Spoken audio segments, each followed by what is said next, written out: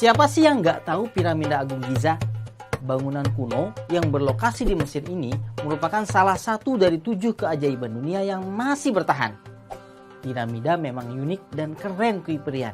Ia memiliki sekitar 2.300.000 blok batu yang masing-masing beratnya mencapai 2-30 ton. Bahkan ada beberapa blok batu yang beratnya lebih dari 50 ton loh.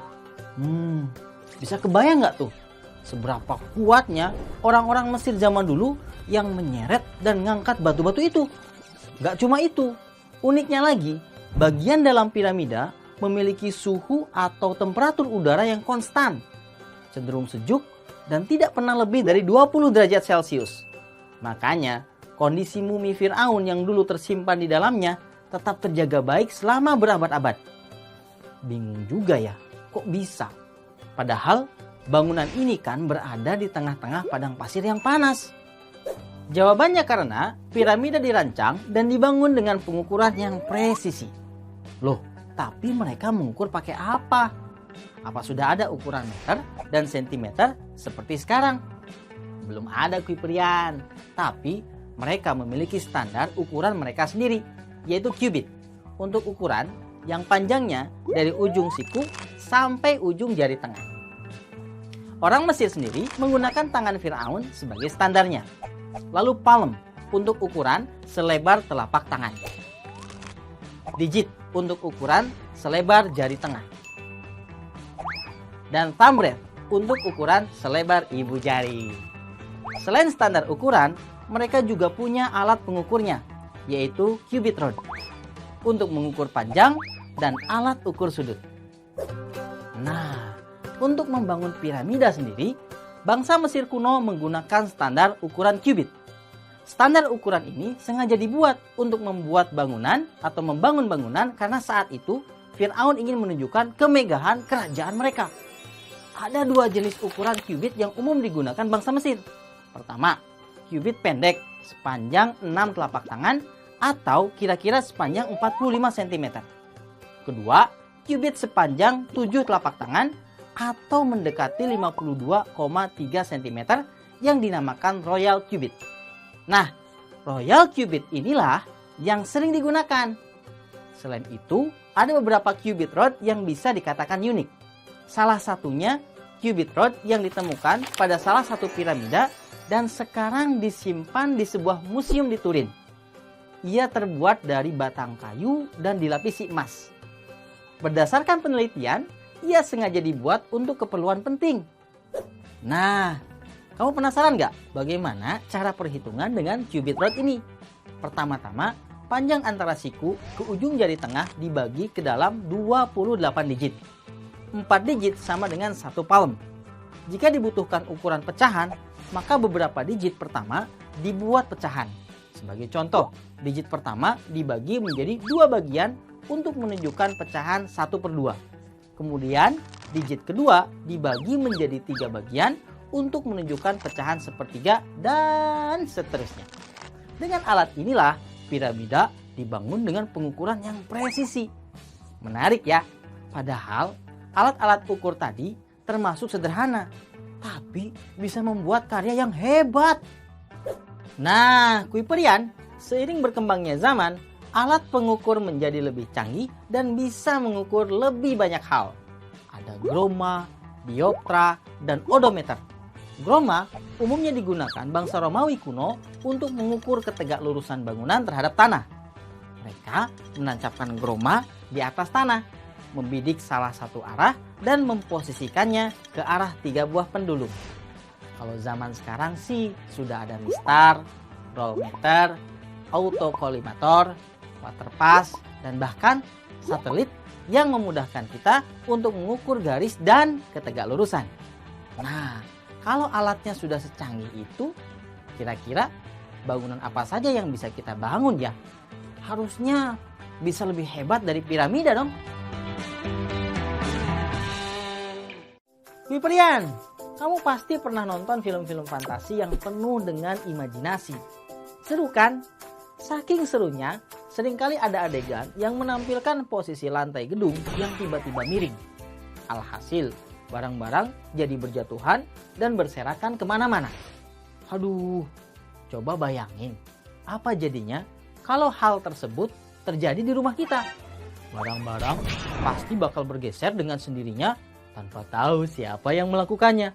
Ih, serem. Bukannya Kak Ferry mau nakut-nakutin, tapi hal tadi mungkin saja terjadi di rumah kita kalau ada kesalahan pengukuran saat membangun rumah. Makanya, kamu harus mengerti tentang sudut yang tepat, jarak, dan garis kalau ingin membangun rumah. Sini, kakak jelasin satu persatu. Semua berawal dari sudut. Sudut adalah penemuan terbesar umat manusia yang memiliki banyak manfaat. Orang zaman dahulu memanfaatkannya untuk berbagai bidang kehidupan, seperti mengukur tinggi gunung, mengukur jarak bintang dari bumi, dan sebagai pedoman navigasi bagi para pelaut. Nah, walaupun nenek moyangku seorang pelaut, tapi kan kebanyakan dari kita bukan pelaut. Jadi, untuk kita yang bukan pelaut, salah satu manfaat sudut adalah untuk perencanaan konstruksi bangunan.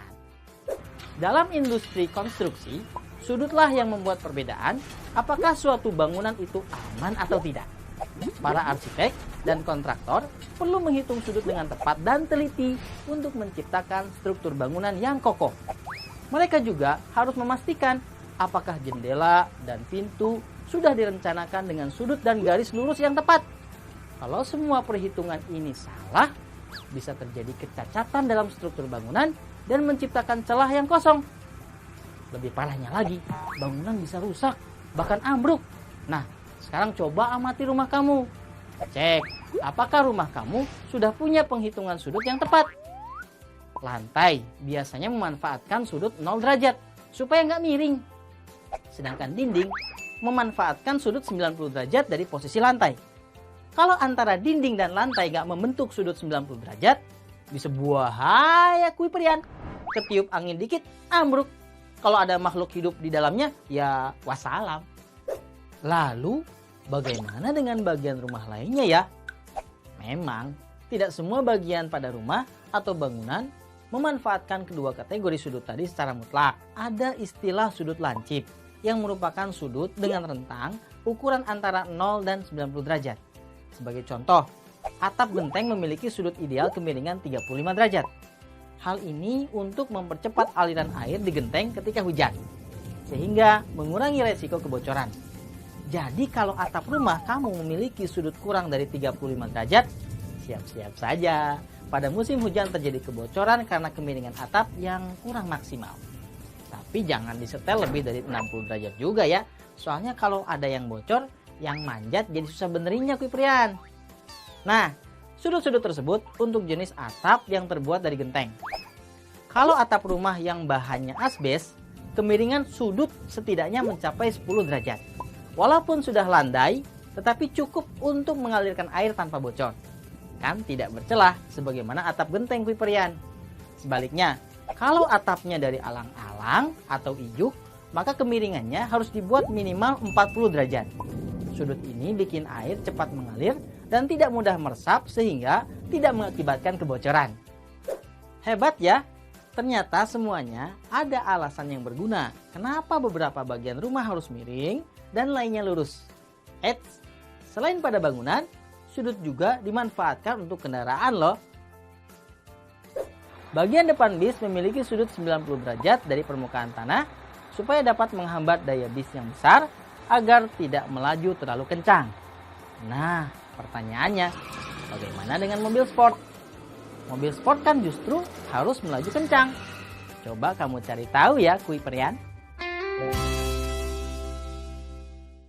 Kuiperian, siapa yang waktu kecil sering nonton film kartun? Pak Ferry juga suka nonton kartun. Habis keren banget animasinya. Ngomong-ngomong soal kartun, kamu tahu nggak bagaimana caranya membuat karakter kartun seperti ini? Bukan sulap, bukan sihir. Karakter kartun ini bisa tercipta karena adanya bantuan komputer grafis. Apaan tuh komputer grafis? Komputer grafis adalah seni untuk menciptakan dan menggerakkan gambar dengan menggunakan komputer dengan bantuan programming. Ia melibatkan komputasi, kreasi, dan manipulasi data matematis. Saat ini software yang biasa atau umum digunakan dalam komputer grafis adalah Adobe Illustrator dan Adobe After Effects. Tapi masih banyak software-software lainnya. For your information, komputer grafis menerapkan konsep transformasi geometri juga loh. Konsep transformasi digunakan dalam membuat bentuk dan pola gambar komputer yang artistik. Nah, Kuiperian, the heart of computer graphic is composition. Inti dari komputer grafik adalah komposisi. Apaan tuh komposisi? Komposisi adalah menggabungkan dua atau lebih transformasi dengan tujuan mempermudah animator atau ilustrator dalam membuat animasi. Gimana caranya sebuah komposisi melibatkan lebih dari satu jenis transformasi? Gampang aja. Misalnya, rotasi digabungkan dengan translasi. Lalu translasi dilanjutkan dengan dilatasi. Dan seterusnya. Coba kita lihat contohnya dari gambar komputer grafis jejak kaki ini. Menurut Kuiperian, komposisi gambar ini terdiri dari transformasi apa saja? Untuk membuat jejak langkah seperti ini, ada dua jenis transformasi yang diterapkan secara berurutan. Jejak kedua didapat dari refleksi terhadap garis. Kemudian diterapkan translasi pada gambar kedua tersebut. Jejak ketiga didapatkan dari refleksi jejak kedua, kemudian ditranslasikan. Begitu seterusnya untuk jejak-jejak kaki yang lain. Sekarang, coba yuk kita praktekkan membuat komposisi dari gabungan-gabungan transformasi. Kita bikin apa ya? Kita bikin mobil Ferrari yuk. Membuat mobil Ferrari seperti ini gampang banget Kuiperian. Modalnya cuma bentuk lingkaran dan trapesium. Kuiperian nggak percaya? Perhatikan, walaupun hasil akhirnya terlihat kompleks, tapi sebenarnya gambar mobil Ferrari cukup terdiri dari 4 buah trapesium dan 2 lingkaran. Yuk kita gambar langsung. Baik lingkaran maupun trapesium, misalkan memiliki koordinat seperti ini. Sekarang kita gambar bagian yang paling gampang dulu, yaitu roda mobil. Untuk menggambar 2 roda mobil, jenis transformasi yang kita butuhkan hanya translasi. Kita gandakan gambar lingkaran dan translasikan ke arah sebelah kanan. Udah kelihatan kayak mobil belum? Belum lah. Kita bikin bagian badan mobilnya dulu. Mana ada mobil cuma terdiri dari 2 roda doang. Untuk membuat bagian badan mobil sesuai foto tadi, kira-kira bentuk yang kita butuhkan adalah ini. Kita bisa menggunakan trapesium untuk membuat komposisinya. Yuk kita labeli dengan C1, C2, C3, dan C4. Nah Kuiperian, kira-kira jenis transformasi apa yang perlu diaplikasikan pada trapesium? Untuk membuat C1, kita membutuhkan 2 jenis transformasi. Trapesiumnya kita rotasikan dengan sudut 90 derajat berlawanan arah jarum jam. Selanjutnya, translasikan trapesium menuju sisi kanan sumbu Y dan sisi atas sumbu X. Jadilah C1. Lalu gimana caranya kita membuat C2? Ini mah gampang. Translasikan saja ke kanan, jadi deh C2. Nah, untuk C3 kita membutuhkan transformasi rotasi trapesium sebesar 180 derajat. Lalu kita translasikan pada sisi kanan sumbu Y dan sisi atas sumbu X. Tinggal dilengkapi dengan trapesium terakhir sebagai bagian kaca depan mobil deh. Translasikan trapesium dan sesuaikan ukurannya. Begitulah caranya membuat komposisi mobil Ferrari dari bentuk lingkaran dan trapesium. Ternyata kita membutuhkan transformasi gabungan seperti rotasi yang digabungkan dengan translasi. Nah, Kuiperian, untuk melakukan berbagai proses transformasi ini, para desainer tidak perlu susah-susah. Cukup gunakan beberapa toolbar atau menu yang sudah ada. Kenapa? Karena para programmer sudah menyusun algoritma komposisi dengan menggunakan bahasa pemrograman yang dimengerti oleh komputer, seperti Java, bahasa C, dan lain-lain. Semakin simpel bahasa pemrograman, semakin cepat pemrosesan suatu perintah. Wow, amazing kan? Pengen tahu lebih banyak tentang komposisi dalam transformasi geometri? Simak video lainnya ya. Kuiperian, pernah bingung nggak sih pas kamu beli es krim? Kamu ditawarin sama penjualnya mau pilih yang cone atau pilih yang cup. Terus kira-kira isinya sama atau tidak ya? Kalau kamu lagi diet, pasti kamu pengen yang jumlahnya lebih sedikit. biar nggak endut gitu ya. Tapi kalau kamu lagi stres, pasti pengen dong yang lebih banyak, bahkan kalau bisa diborong semuanya ya. Tapi harganya sama, ya pusing deh. Brian, memang kenapa sih kita perlu tahu terkait dengan wadah es krim ini? Kalau Kak Ferry mah langsung aja ambil yang emberan, biar lebih banyak dan bisa bagi-bagi kawan Kak Ferry. Yang cari tahu tentang wadah es krim itu tidak hanya kamu Kiprian, tapi perusahaan yang pembuat es krim. Mereka wajib tahu tentang wadah yang mereka gunakan, sehingga juga mereka harus tahu tentang volume dari wadah tersebut. Coba membayangkan, perusahaan es krim itu tidak hanya bikin 1 atau 2 saja, tetapi ribuan, banyak sekali. Penggemarnya pun banyak, dari yang anak kecil sampai dengan orang tua. Makanya perusahaan perlu tahu persis berapa banyak es krim yang bisa muat di dalam 1 kon atau di dalam 1 cup. Nah, kalau salah hitung volume bisa berbahaya Kiprian. Bisa jadi dia membuat es krim dengan harga atau menjual es krim dengan harga jual yang lebih rendah daripada harga produksinya. Rugi dong ya. Yuk coba kita hitung. Misalnya kamu punya kon es krim, tentunya berbentuk kerucut dengan jari-jari 2 cm dan tingginya 10 cm. Berapa ya volume es krimnya? Nah, pertama kita hitung bagian bawahnya dulu, yaitu es krim yang ada dalam konnya. Dengan menggunakan volume kerucut, yaitu apa? 1/3 pi r kuadrat T. Nah, kalau kamu hitung, maka kamu akan mendapatkan volume es krimnya adalah 41,87 cm3 atau 0,042 liter. Nah, tetapi ingat itu baru es krim volume es krim yang ada di dalam konnya. Berdasarkan volume tersebut kita akan menghitung berapa total es krim yang dibutuhkan untuk 1 kon. Coba kamu ingat, bagian atas es krimnya tadi itu berbentuk apa? Berbentuk setengah bola. Nah, sehingga volume total es krimnya adalah volume es yang di dalam kon, es krim dalam kon, ditambah dengan volume es krim yang berbentuk setengah bola. Nah, kalau kita hitung untuk es krim yang berbentuk setengah bola dengan menggunakan rumus volume setengah bola, yaitu apa? 2/3 pi r pangkat 3, kamu akan mendapatkan volumenya adalah 16,75 cm3 atau 0,017 liter. Sehingga total es krim yang didapatkan adalah 0,042 liter ditambah 0,017 liter, yaitu hasilnya adalah 0,059 liter atau sekitar 59 mililiter. Nah, kalau kalian ingin jadi seorang pengusaha es krim, kamu akan dapat nih berapa biaya yang dibutuhkan untuk membuat 1 kon es krim sehingga kamu bisa untung.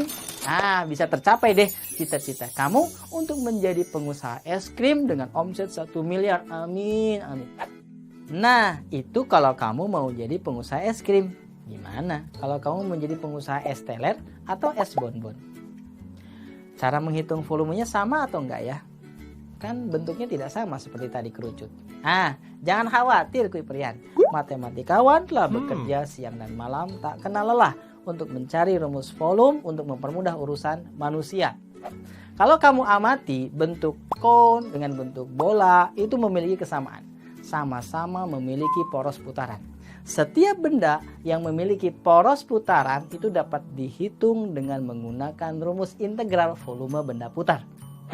Volume benda putar, apalagi tuh? Nah, oleh karena itu maka simak video berikut ini terkait dengan integral volume benda putar. Simak pembelajarannya baik-baik ya Kiprian.